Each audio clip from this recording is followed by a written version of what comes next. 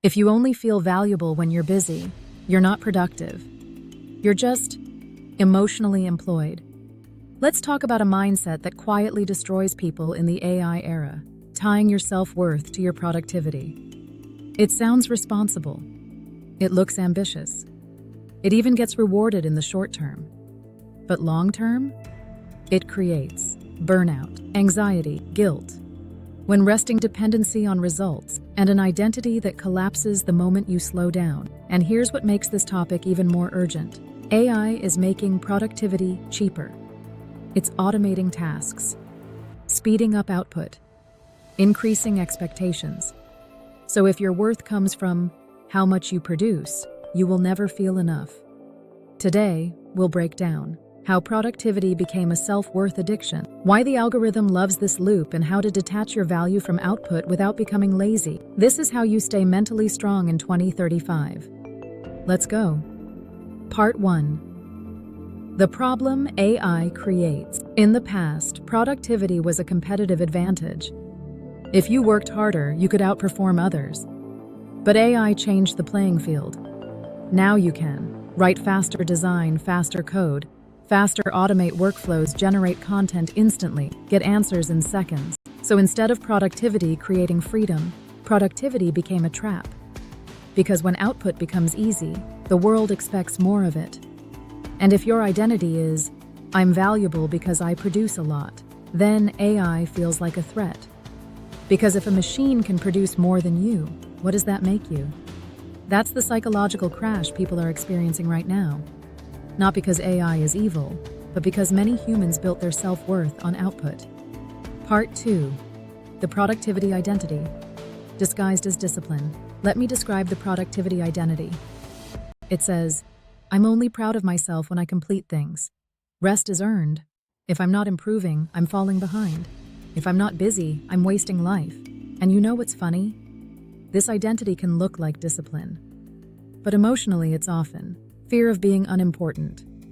It's not, I love creating. It's, if I stop creating, I'll disappear. That's not ambition. That's anxiety wearing a suit. Part 3. The hidden mechanism. Guilt as a motivator. Productivity-based self-worth uses guilt as fuel.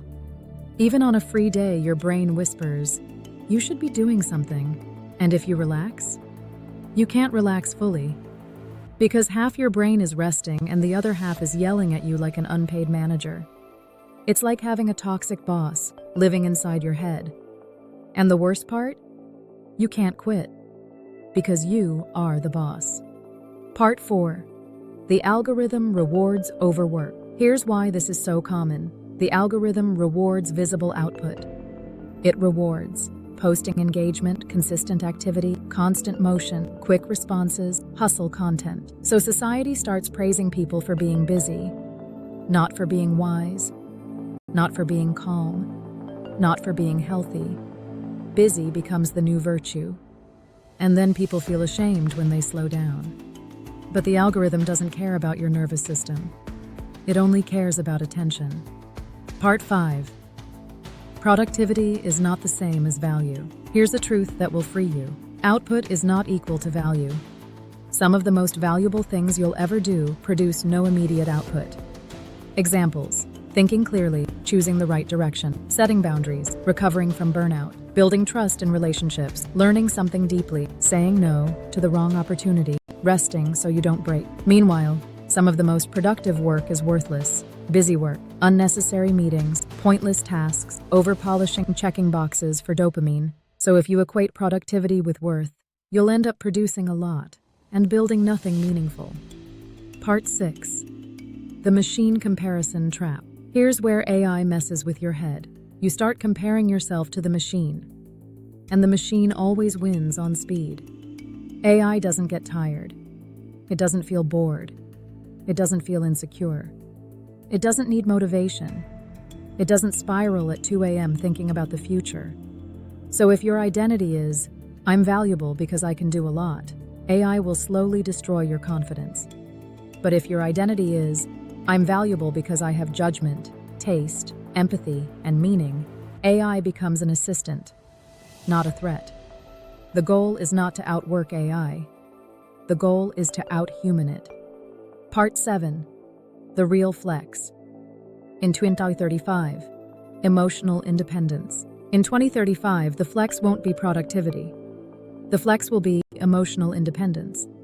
Meaning, you can rest without guilt. You can slow down without panic. You can be in process without feeling behind. You don't need constant achievement to feel okay. That's power.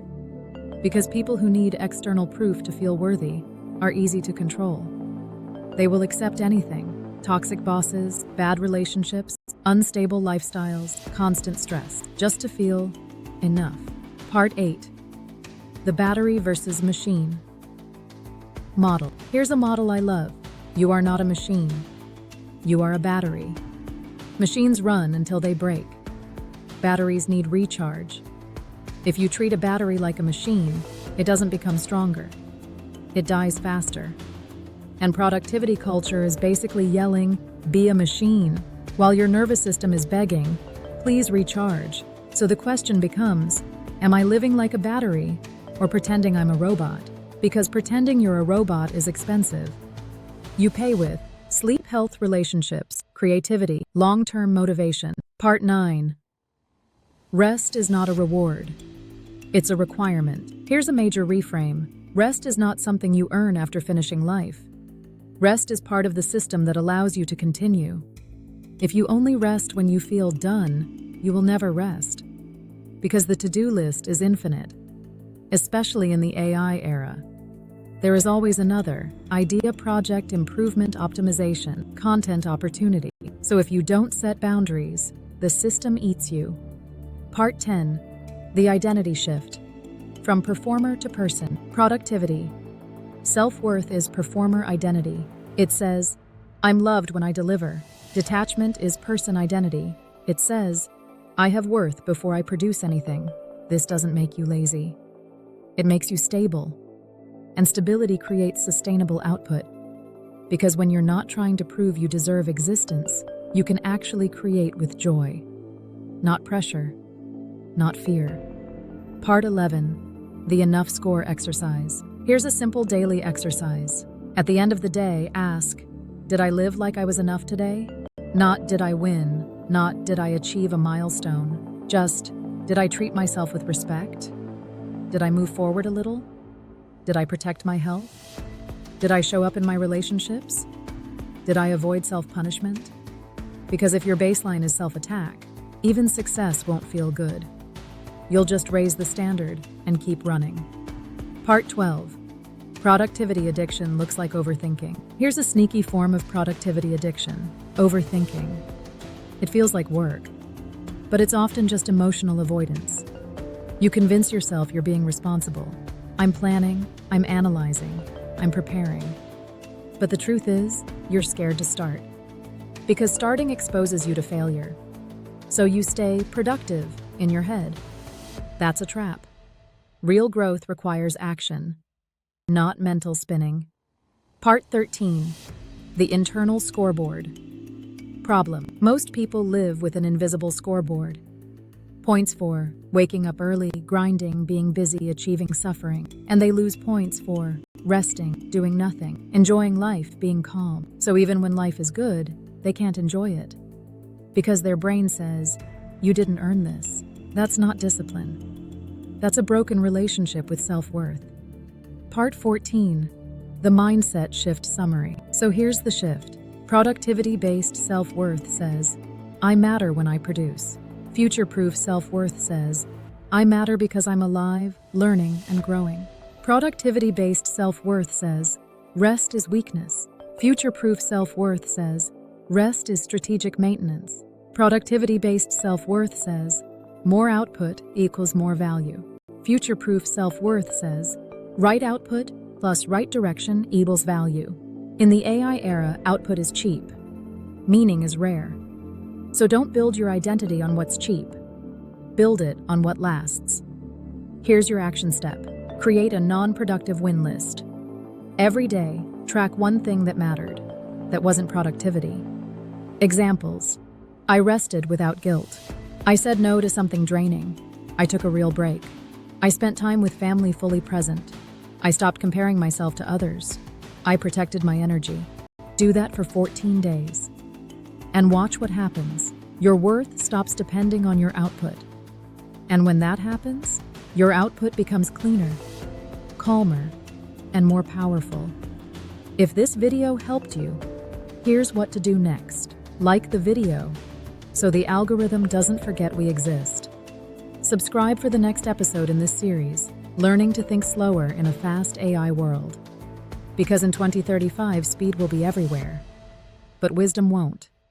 And the people who win long-term won't be the ones who do the most.